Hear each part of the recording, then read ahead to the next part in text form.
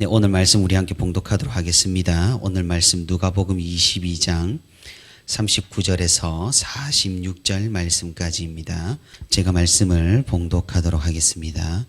예수께서 나가사 습관을 따라 감람산에 가시매 제자들도 따라갔더니 그곳에 이르러 그들에게 이르시되 유혹에 빠지지 않게 기도하라 하시고 그들을 떠나 돌 던질 만큼 가서 무릎을 꿇고 기도하여 이르시되 아버지여 만일 아버지의 뜻이거든 이 잔을 내게서 옮기시옵소서. 그러나 내 원대로 마시옵고 아버지의 원대로 되기를 원하나이다 하시니 천사가 하늘로부터 예수께 나타나 힘을 더하더라. 예수께서 힘쓰고 애써 더욱 간절히 기도하시니 땀이 땅에 떨어지는 핏방울같이 되더라. 기도 후에 일어나 제자들에게 가서 슬픔으로 인하여 잠든 것을 보시고 이르시되 어찌하여 자느냐 시험에 들지 않게 일어나 기도하라 하시니라. 아멘. 오늘도 이렇게 새벽의 시간에 나와 주님과 동행하기를 원하는 우리 모든 성도 여러분 주님의 이름으로 축복합니다. 오늘 말씀을 듣는 가운데 하나님의 은혜와 하나님의 크신 위로가 우리 모든 성도 여러분들에게 함께하기를 주님의 이름으로 축복하고 또 소망합니다. 오늘 우리가 읽은 본문은 주님께서 십자가를 지시기 전 마지막 날 밤의 일을 우리에게 생생히 전달을 해줍니다. 누가는 복음서 전반을 걸쳐서 기도를 굉장히 강조하고 있는 것을 볼 수가 있습니다. 중간중간에 성도들의 기도문을 실기도 하고 또 찬송시를 등장시키기도 합니다. 이런 기도에 대한 강조는 사도행전에서도 이어지는데 기도 가운데 성령이 임하고 기도로 인하여 많은 이적과 기적이 일어남을 증거를 하고 있습니다. 하나님께서는 이 누가를 통하여서 우리에게 기도의 중요성을 알려주고 계시는 것입니다. 그리고 예수님께서도 그 일생을 통하여 우리에게 기도를 보여주시고 가르쳐 주셨습니다. 이 기도 가운데 십자가를 향하는 순종이 나왔고 이 기도를 통하여 그 모든 과정을 준비했음을 우리는 오늘 목격할 수가 있는 것입니다. 우리도 주님을 따라 오늘도 간절히 하나님께 기도함으로써 우리 스스로 준비가 되며 하나님께 우리의 마음을 드러내며 하나님 앞에 온전히 쉼을 누리는 우리 모두가 되기를 바랍니다. 이제 예수님의 지상 사역 기간이 얼마 남지 않았습니다. 십자가라는 절정을 향해 달려가는 마지막 날 밤이 되었습니다. 주님께서는 습관에 따라 감람산으로 향하시고 기도를 하셨습니다. 습관을 따라서 가셨다는 말씀이 무엇을 의미합니까? 그것은 예수님께서 기도하시는 일이 한두 번이나 특별한 일이 아니었다는 사실을 알려줍니다. 습관적으로 예수님께서는 산에 오르셔서 기도를 하셨고 하나님과 교제를 하셨다라는 사실입니다. 당연히 예수님께서 가시는 길에 제자들도 함께 동행했습니다. 예수님께서는 제자들 보고 유혹에 빠지지 않게 기도하라고 말씀하시고 제자들과는 좀 떨어진 장소에서 기도를 하셨습니다.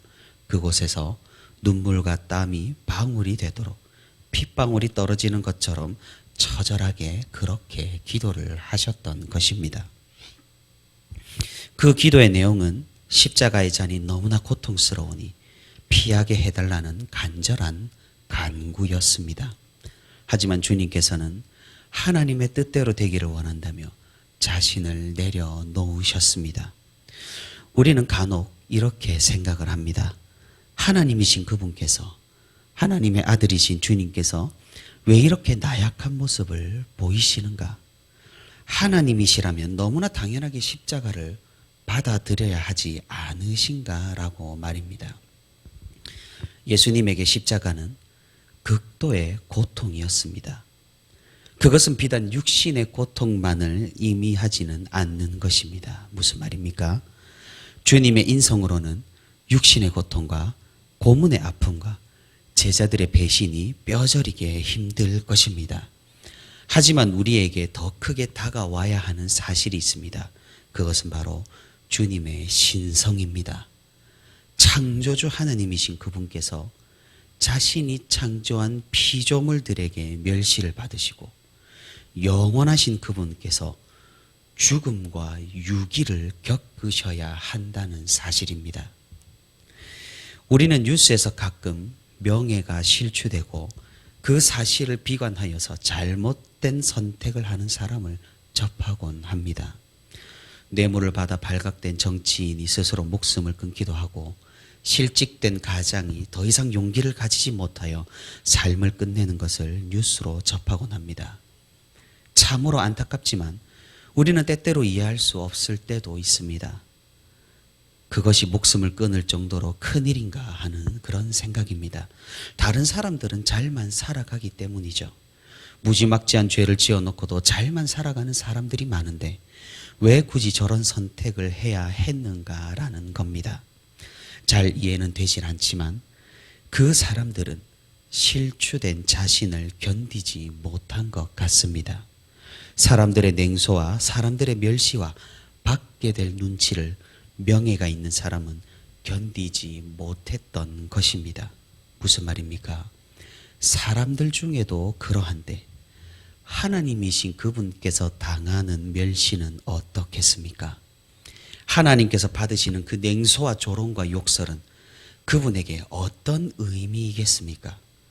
피조물인 우리로서는 감히 상상도 할 수 없는 그런 능욕일 것입니다. 예수님께서는 이제 곧 그 일을 당하시게 됩니다. 그것도 자신이 스스로 그 길을 가셔서 당하셔야 하는 것입니다. 그리고 십자가의 고통은 단순히 육체의 고통으로 끝나질 않습니다. 순전하시고 죄가 없으신 그분께서 죄인이 되시는 것이고 세상의 모든 죄를 끌어안으시는 그런 고통인 것입니다. 그 고통은 곧 하나님과의 단절입니다. 그러니 주님께서는 십자가가 아니라 제발 다른 방법으로 이 사명을 이루게 해달라고 하나님 아버지께 간구를 하고 계시는 것입니다. 이렇다 보니 우리가 어떻게 이런 주님께 나약하다고 말을 할 수가 있겠습니까? 당연히 그분께서는 이 모든 것을 감당하시겠지만 그분의 인성으로는 너무나 힘든 일이 분명합니다. 우리는 주님의 참 사람 되심을 여기에서도 엿볼 수가 있는 것입니다. 그렇다고 주님께서는 힘들고 고통스럽다고 하나님의 사명을 놓지는 않으셨습니다. 도우심을 구하며 아버지 하나님의 뜻대로 해달라고 기도하심으로 결국 뜻을 굽히지 않고 십자가의 길로 걸어가심을 더욱 굳게 하셨습니다. 하늘에서 천사가 내려와 주님의 기도를 도왔습니다. 주님께서는 이 기도로 자신의 사명을 더욱 굳혔고 자신이 가야 하는 길을 흔들림 없이 걸으실 수가 있으셨던 것입니다. 우리 주님에게 이 기도의 의미가 무엇이겠습니까? 그것은 회피가 아닙니다. 그것은 급박하게 진행되는 십자가 길 위에서 하나님과 함께하는 쉼이었습니다. 그것은 어려움을 피하는 방법이 아니었습니다. 그것은 십자가를 견디기 위해 스스로 준비하시는 방법이었습니다. 그것은 더욱 하나님의 뜻을 따르기 위한 결심이었고 결단이었으며 각오였던 것입니다. 오늘 이 예수님의 기도로 우리의 기도가 어떠해야 하는지를 알 수가 있는 것이죠. 오늘 본문 42절 하반부에 그러나 내 원대로 맛이 없고 아버지의 원대로 되기를 원하나이다. 우리는 기도를 할 때 우리의 뜻만을 주님께 아뢰을 때가 너무나 많습니다.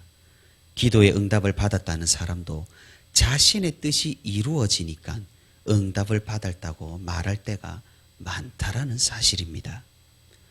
하지만 그것만이 응답을 받은 것이고 그것만이 우리가 기도할 이유가 되지 않는다는 사실입니다. 우리는 우리의 뜻이 이루어지길 기도하는 것이 아니라 오늘 주님처럼 하나님의 뜻과 하나님의 원대로 이루어지기를 기도하는 것입니다.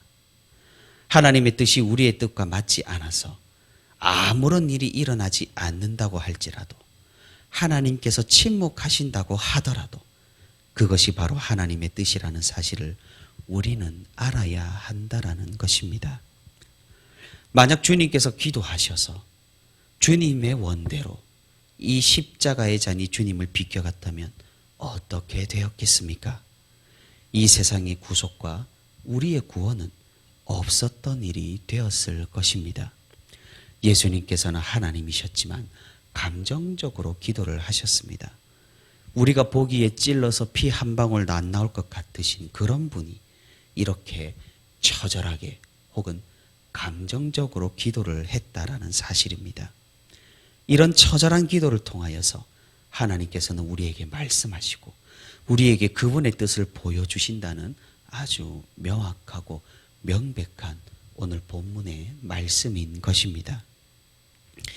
아마 예수님께서는 처음에는 격정적으로 눈물과 땀으로 기도를 하셨지만 시간이 지나 하나님의 뜻을 발견하고 천사가 수종들어 기도를 도우심으로 두려움과 동요를 거두셨을 것입니다.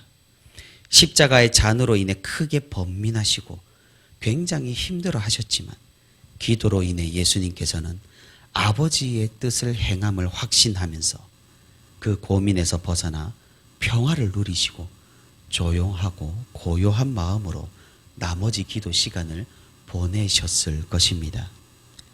사실 예수님께서 습관을 따라 이 감람산에 오셔서 기도하신 것 자체가 하나님 말씀에 순종하는 것이었습니다. 왜 그렇습니까? 만약 주님께서 정말 이 십자가의 잔을 피하시려고 하셨다면 습관을 거슬러서 다른 산에 오르셨을 것입니다. 아니면 습관을 거슬러서 기도하러 가지 않으셨을 것입니다. 왜냐하면 가룟 유다는 예수님이 항상 이 산에서 기도하셨다라는 사실을 알고 있었기 때문입니다. 예수님께서는 이 산에서 가룟 유다의 배신으로 잡히실 것을 이미 아시고 감람산으로 습관을 따라 향하신 것입니다. 그 순종의 길 끝에서 예수님께서는 기도를 통하여 다시 한번 확신을 얻고 하나님의 뜻을 확인함으로 십자가를 향하신 것입니다. 사랑하는 성도 여러분, 우리가 주님의 기도를 닮아 우리의 뜻이 아니라 하나님의 뜻을 구하는 성도가 되기를 바랍니다. 주님께서는 순종의 길 위에서 순종을 위하여 기도를 하셨습니다. 주님에게 기도는 단순한 간구가 아니었습니다.